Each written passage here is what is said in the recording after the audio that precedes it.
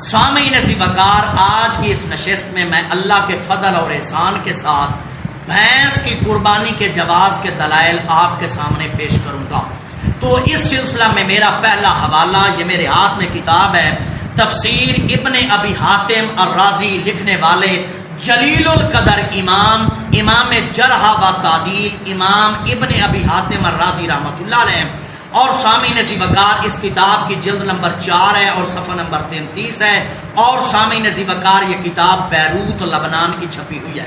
صفحہ نمبر 33 کے اوپر امام جرح و تعدیل امام ابن ابی حاتم الرازی رحمۃ اللہ علیہ، ثمانیۃ اسباع، 8 نر اور مادہ جانور جن کی قربانی کا حکم اللہ تعالیٰ نے قرآن مجید کے اندر دیا ہے، کی تفسیر حضرت سیدنا لیث بن ابی سلیم جو کہ جلیل القدر تابعی ہیں ان سے نقل فرماتے ہیں۔ حضرت سیدنا لیث بن ابی سلیم فرماتے ہیں قال الجاموس والبختی من الازواج الثمانیۃ۔ جلیل القدر تابعی حضرت سیدنا لیث بن ابی سلیم فرماتے ہیں کہ بھینس اور بختی اونٹ جو ہے وہ ازواج ثمانیہ میں داخل ہے۔ الحمدللہ، یہ تھا میرا پہلا حوالہ۔ اب اس سے اگلا حوالہ، یہ میرے ہاتھ میں حدیث شریف کی کتاب ہے مسند الفردوس، لکھنے والے جلیل القدر محدث کبیر امام دہلوی رحمۃ اللہ علیہ، اور سامعین عزیز وقار اس کتاب کی جلد نمبر 2 ہے اور یہ بیروت لبنان کی چھپی ہوئی ہے، اور اس کے اندر حدیث شریف کا نمبر ہے 2650۔ حضرت علی المرتضیٰ شیر خدا رضی اللہ تعالیٰ عنہ آقا کریم صلی اللہ علیہ وآلہ وسلم سے روایت فرماتے ہیں کہ حضور صلی اللہ علیہ وآلہ وسلم نے ارشاد فرمایا الجاموس تجزی عن سبعۃ فی الاضحیہ، کہ آقا کریم صلی اللہ علیہ وسلم نے فرمایا بھینس قربانی میں 7 افراد کی طرف سے کافی ہے۔ الحمدللہ، سامعین عزیز وقار حدیث مبارکہ دوبارہ سنیے گا۔ آقا کریم صلی اللہ علیہ وآلہ وسلم بھینس کی قربانی کے متعلق ارشاد فرماتے ہیں الجاموس تجزی عن سبعۃ فی الاضحیہ۔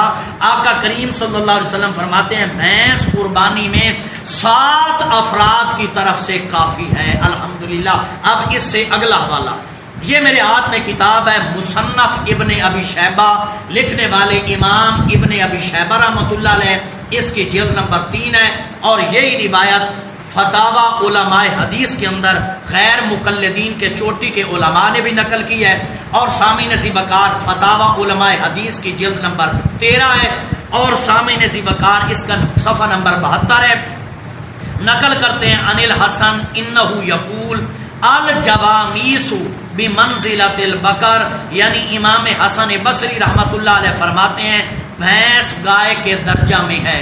جلیل القدر تابعی حضرت سیدنا حسن بصری رحمۃ اللہ علیہ فرماتے ہیں الجوامیس بمنزلۃ البقر، یعنی امام حسن بصری رحمۃ اللہ علیہ سے روایت ہے کہ بھینس جو ہے وہ گائے کے درجہ میں ہے۔ الحمدللہ، اب اس سے اگلا حوالہ، سامعین عزیز وقار یہ میرے ہاتھ میں تنویر الحوالے کا ہے، اور اس کے لکھنے والے امام جلال الدین سیوطی رحمۃ اللہ علیہ، اور سامعین عزیز وقار یہ بیروت لبنان سے چھپی ہے، اور سامعین عزیز وقار اس کی جلد نمبر 1 صفحہ نمبر 293 کے اوپر لکھتے ہیں وقال امام مالک رحمۃ اللہ علیہ نے فرمایا انما ہی بقر کلھا، فرماتے ہیں کہ بھینس اور جو گائے ہے وہ ایک جنس سے ہے۔ الحمدللہ، اب اس سے اگلا حوالہ، یہ میرے ہاتھ میں موطا امام مالک کا ترجمہ ہے، اور اس کا ترجمہ کرنے والا جلیل القدر غیر مقلد محدث علامہ وحید الزمان حیدرآبادی ہے، جو کہ غیر مقلدین کا چوٹی کا محدث ہے،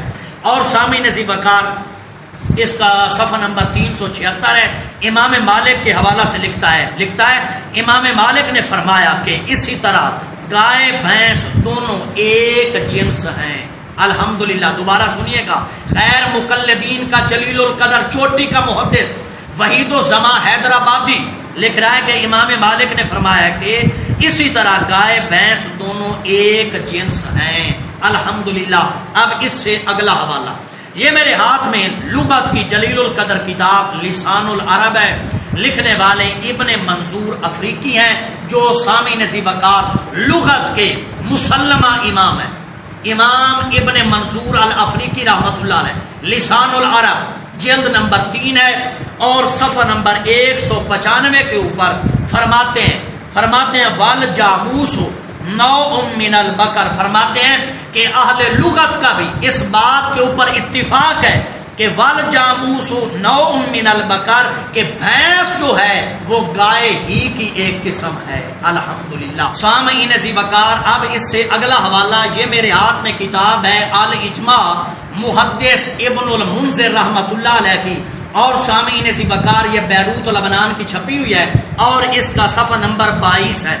آپ فرماتے ہیں وَأَجْمَعُوا عَلَىٰ أَنَّ حُکْمَ الْجَوَامِيسِ حُکْمُ الْبَقَرِ، محدث ابن المنذر رحمۃ اللہ علیہ فرماتے ہیں کہ اس بات کے اوپر اجماع ہے کہ بھینس جو ہے وہ گائے کے حکم میں ہے۔ الحمدللہ آپ فرماتے ہیں کہ اس بات کے اوپر اجماع ہے کہ بھینس جو ہے وہ گائے کے حکم میں ہے۔ الحمدللہ اس سے اگلا والا یہ میرے ہاتھ میں کتاب ہے المغنی محدث ابن قدامہ رحمۃ اللہ علیہ، اور سامعین ذی وقار یہ مصر کی چھپی ہوئی ہے اور اس کی جلد نمبر 2 ہے اور صفحہ نمبر 483 ہے۔ فرماتے ہیں لا خلاف فی ھذا نعلمہ، فرماتے ہیں کہ اس بات کے اندر کوئی اختلاف ہم نہیں جانتے۔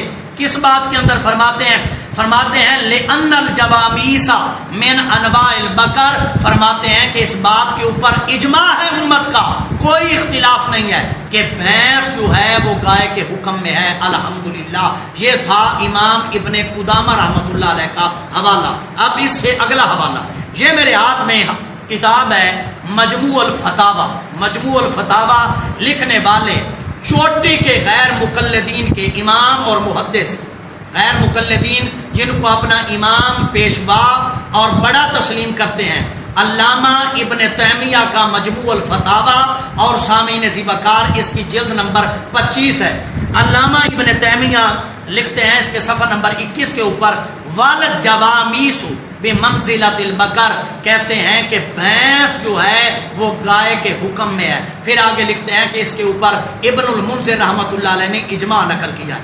اب اس سے اگلا والا یہ میرے ہاتھ میں کتاب ہے فتاوی علمیہ، اور لکھنے والے غیر مقلدین کے چوٹی کے محدث، ان کے محقق الاثر حافظ زبیر علی زئی صاحب ہیں۔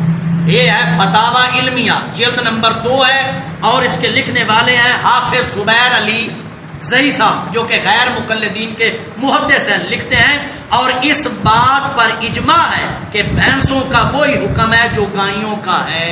الحمدللہ وہ بھی تسلیم کر رہے ہیں کہ بھینس جو ہے وہ گائے کے حکم میں ہے، اور اس بات پر محدثین کا اور امت کا کیا ہے؟ اجماع ہے۔ اور اسی اجماع کو فقہ الحدیث کے اندر چوٹی کے غیر مقلدین کے عالم ڈاکٹر حافظ عمران ایوب لاہوری صاحب نے بھی نقل کیا۔ یہ فقہ الحدیث ہے سامعین ذی وقار، اور اس کی جلد نمبر سامعین ذی وقار 1 ہے اور اس کا صفحہ نمبر ہے 665۔ لکھتے ہیں بھینس بھی بالاجماع گائے کی ہی ایک قسم ہے۔ الحمدللہ تسلیم کر رہے ہیں کہ اس بات کے اوپر اجماع ہے کہ بھینس جو ہے وہ گائے ہی کی کیا ہے؟ ایک قسم ہے۔ الحمدللہ سامعین ذی وقار، اب میں آپ کے سامنے غیر مقلدین کے اکابرین کے فتاوی جات بھی پیش کر دیتا ہوں جو کہ بھینس کی قربانی کے جواز کے قائل تھے۔ تو اس سلسلہ میں میرا پہلا حوالہ یہ میرے ہاتھ میں فتاوی حساریہ، لکھنے والے محقق الاثر غیر مقلدین کے مولانا عبد القادر حساروی صاحب ہیں، اور سامعین ذی وقار اس کی جلد نمبر 5 ہے اور اس کا صفحہ نمبر 446 ہے۔ لکھتے ہیں تاہم بھینسا کی قربانی بھی جائز اور مشروع ہے۔ الحمدللہ پھر آگے لکھتے ہیں اور ناجائز لکھنے والے کا مسلک درست نہیں۔ غیر مقلدین کا محقق الاثر علامہ عبد القادر حساروی تسلیم کر رہا ہے کہ ناجائز لکھنے والے کا مسلک جو ہے درست نہیں ہے، اور بھینس کی قربانی کیا ہے؟ جائز ہے۔ الحمدللہ اب اس سے اگلا حوالہ یہ میرے ہاتھ میں فتاوی ثنائیہ ہے ثناء اللہ امرت سری صاحب کا، اور سامعین ذی وقار اس کی جلد نمبر 1 ہے اور اس کا صفحہ نمبر ہے 810 صفحہ کے اوپر لکھتے ہیں کہ بھینس کی قربانی کیا ہے؟ جائز ہے۔ اب اس سے اگلا حوالہ یہ میرے ہاتھ میں کتاب ہے فتاوی شیخ الحدیث مبارک پوری علامہ عبید اللہ رحمانی کا، اور سامعین ذی وقار اس کتاب کی جلد نمبر 2 ہے اور اس کا صفحہ نمبر 402 ہے. اس 402 صفحہ کے اوپر لکھتے ہیں کہ بھینس کی قربانی کیا ہے؟ جائز ہے. اب اس سے اگلا حوالہ یہ میرے ہاتھ میں مجموعہ فتاوا ہے غیر مقلدین کے محدث الاثر علامہ محمد عبد الرحمن مبارک پوری صاحب کا، اور سامعین ذی وقار اس کا صفحہ نمبر ہے جی 490 صفحہ کے اوپر لکھتے ہیں اور بھینس گائے کے حکم میں ہے. الحمدللہ. اب اس سے اگلا حوالہ یہ میرے ہاتھ میں کتاب ہے غیر مقلدین کی، کتاب کا نام ہے احکام و مسائل عید الاضحیٰ. احکام و مسائل عید الاضحیٰ. اور سامعین ذی وقار لکھنے والے ہیں حافظ صلاح الدین یوسف صاحب، اور سامعین ذی وقار اس کا صفحہ نمبر 44 ہے. لکھتے ہیں جواز کی گنجائش بہرحال موجود ہے کیونکہ بہت سے علماء لغت نے اسے گائے ہی کی جنس سے قرار دیا ہے. الحمدللہ. اب اس سے اگلا والا یہ میرے ہاتھ میں غیر مقلدین کی کتاب ہے بھینس کی قربانی کا تحقیقی جائزہ، اور سامعین ذی وقار اس کا لکھنے والا ہے حافظ نعیم الحق ملتانی. اس کتاب کے اندر اس نے فہرست لکھی ہے اپنے علماء کی جو بھینس کی قربانی کے جواز کے قائل تھے. سب سے پہلے جو نام اس نے لکھا وہ یہ ہے حافظ محمد گوندلوی صاحب، پھر آگے لکھتا ہے قاضی محمد عبداللہ صاحب، پھر لکھتا ہے مولانا امین اللہ پشاوری صاحب، پھر لکھتا ہے عبد العزیز نورستانی، پھر لکھتا ہے جماعت غرباء اہل حدیث کراچی، پھر لکھتا ہے مولانا حافظ حمد اللہ فیصل آبادی.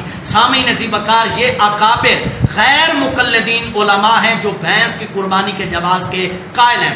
سامعین ذی وقار آپ نے سنا آج کی اس نشست میں میں نے اللہ کے فضل اور احسان کے ساتھ قرآن و حدیث، اجماع امت اور غیر مقلدین کے اپنے گھر سے یہ ثابت کیا کہ بھینس کی قربانی جو ہے وہ کیا ہے؟ جائز ہے. وما علیہ الا البلاغ.